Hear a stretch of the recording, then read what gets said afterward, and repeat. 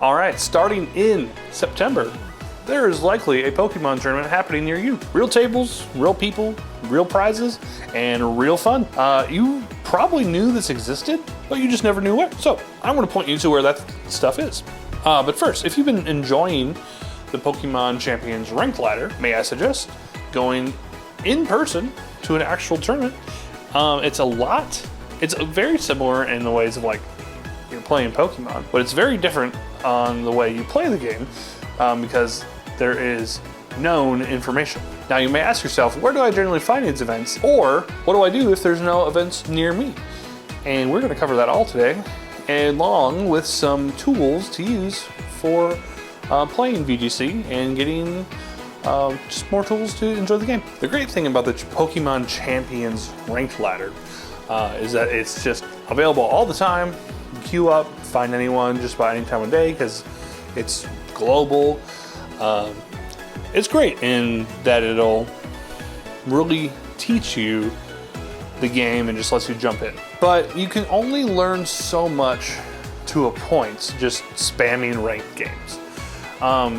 It is so much better and easier to improve at things like this inside a community. So I really suggest, if you want to get good at this game, to show up to your locals and bounce ideas off people. Sit down across from someone, an actual person, and you can ask them during your match like questions about their team, your team, if they remember a situation of play that they were in, of like, oh, when I targeted your Floette with a sludge bomb, that next turn, like, were you debating switching out because I thought you were? Like, you can ask people their thought processes of like, oh no, I never needed to switch out there because you knocked out my Whimsicott as well. So like, I had the Garchomp switch in, and it's Scarf Chomp, so I know he'd outspeed your thing, and knock it out for. You learn little interactions like that from talking to other people who are also doing the same thing you are, playing Pokemon, having fun, but trying to win, but being super chill about it. And that's a great thing about Pokemon communities. They're super chill. It's pretty great. All that to be said, getting these insights from someone else, as well as sharing your own insights of what you brought, what plays you made, what items you brought, natures you ran, EV spreads, all of that is great idea bouncers to bounce off people to understand just the game better as a whole. All right, now, if you go to one of these events though, just know you will need to bring a team sheet. Team sheet is basically all the public information you're going to give to your opponent so that they know that the team you registered is the team they're going to face. So, all right, your team sheet has to say the Pokemon, the stat alignment, which is new this year. So if you're a returning player, just know instead of like marking down terrestrialization, you have to put the stat alignment. Well, I guess it was technically at the end of last season, but for this year, the whole year, it'll be new. So it's Pokemon, stat alignment, their ability, their held item, and the 4 moves. You have to let your opponent know all of those things, but then you also have to let the judge know all of your Pokemon stats. So your HP, attack, special attack, defense, special defense, and speed. I will link in the description a team list sheet that you can fill out and print out beforehand, so you don't have to write it when you get there. It's just kind of a fair amount to write, and it's just easier to type it in beforehand, print it out, and bring it. So I would recommend doing that instead of getting there early to write one out. Saves you time. Another great part of playing in local leagues is you get championship points towards Worlds Invite if you do well enough at other things like the regionals, grand challenges, ICs, internationals. And so the locals can kind of like pad your stats for hedging your bets to be higher points thresholds than people who aren't going to locals. So go to locals, support your local scene. Most locals aren't a terrible amount of money. Like I'd say bare minimum, usually like $10 entry. Cups might be more depending on how many people, and pricing anywhere from $10 to $30. 10 for a challenge, 25, 30 for a cup. Honestly, maybe even lower than that if they're trying to make a barrier to entry easier for more people to come. Just know that oftentimes they will run cups and challenges on the same day if it's kind of a smaller amount of players, because you can get through enough rounds where you can have a cup and challenge on the same day. So just be aware of that. Oftentimes they double up the events for VGC. And I've been a part of a heck of a lot of gaming IRL communities, from Magic, Hearthstone, Smash Bros, Pokemon, and heck, I even as a kid did archery, and I've never been a part of a competitive community that was so just open about information of how to do well, truly wanting other people to succeed, being friendly. Like, it's honestly 99% of the people who play Pokemon are pretty great, friendly, welcoming. It's a good environment to be a player of. All right, finding events near you. Super simple. You're just gonna go to the Pokemon Event Locator app. On the side, over here, ooh la la, they have a filter for looking for video games, the video game competitions. If you want to do the card game, that is also here too. And then you can search for challenges and cups, or if you just want to go to a locals in your area, has just show up every Tuesday for local VGC night. Fantastic too. And then you type your area you live in up top there, and then you can go and just in a however mile radius you're willing to drive, the event locator will show you events that are coming up. Do note that it is not all of them for the year. It is just what the stores or who's ever running them around the area, how many they have posted for. Usually like the quarter, sometimes less than that even. So like check back a fair amount of times, maybe even once a month. Also, there's the regional tab up here, which will show you the regionals in your continent that you can attend as well. I think the signups will also be here, but like I think if you, by the time these are clickable, it may be too late. So you have to be on top of these. To register for our regional, I recommend following rk9.gg on Twitter, because they will post like, hey, in the next 3 days we will have this regional registration open. That's probably like the best way to actually find out the regionals are opening. And then what time. I think it's like, where I live, it's like 7 p.m. they open up. So you gotta be like the first people at like 7 a.m. refreshing and then get in. Hopefully they make that a better experience this year, but I mean, there's probably gonna be a lot of people entering the game this year, so hopefully they have like more spots available than usual. But I mean, we'll see as we get into the season. Fingers crossed. All right, so now, what if you're like, Randy, I have no local scene, man.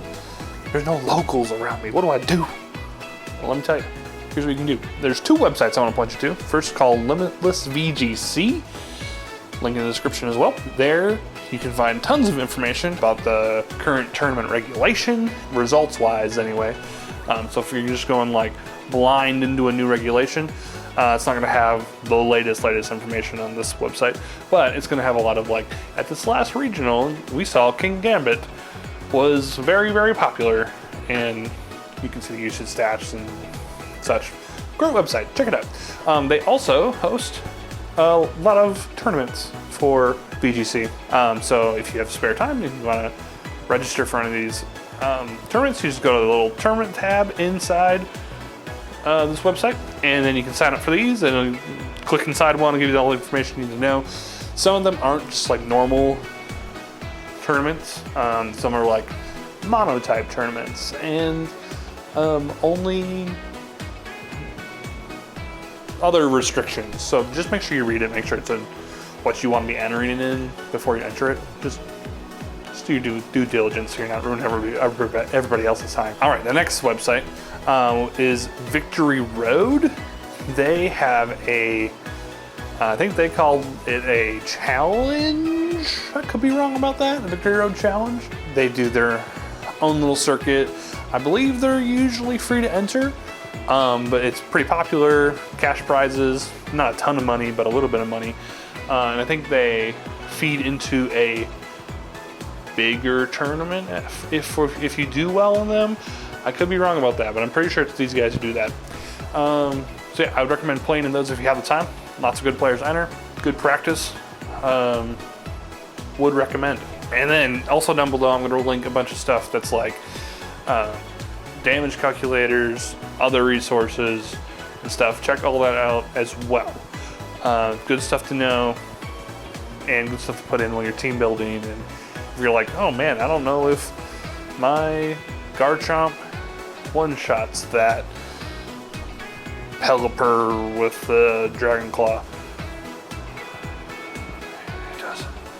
It doesn't. But you can put these, you can use a calculator to do that. It's a little confusing at first, but once you do a couple calcs, you get it. And you don't need to fill out all the info, just like the stuff you learn is relevant. A few tips for when you go to real events. Make sure your Switch is charged. Obviously, you may or may not have a good working outlet to plug your Switch into. And honestly, if I were you, I'd bring a battery pack to charge your Switch. Just kind of consistent, and you can charge it when you're not playing off the battery pack. Sometimes you get a good charge, just plan for the worst for charge-wise. When you get your opponent's team sheet, make sure you actually read it. Because one, people can have team sheet errors. Common one I've seen recently is people will put Drought on Charizard when Charizard does not get Drought as an ability. Mega Charizard gets Drought as the ability. So that's technically a team sheet error. I don't think anyone in a challenge or a cup would be like, oh, like they'd probably be like, bro, it's Mega Charizard gets Drought. They'd just cross that one out and fix that real quick. But at a regional or an IC, you'd probably get punished for that. Things like that can cost you games. So make sure your team sheet's right, and make sure your opponent's team sheet is right if you ever see anything fishy. Like if they say they run Weather Ball on their Charizard, but then they actually have like Dragon Claw for some reason. I don't know. Just make sure the moves they have are the moves they use. Also, learn your stat alignments.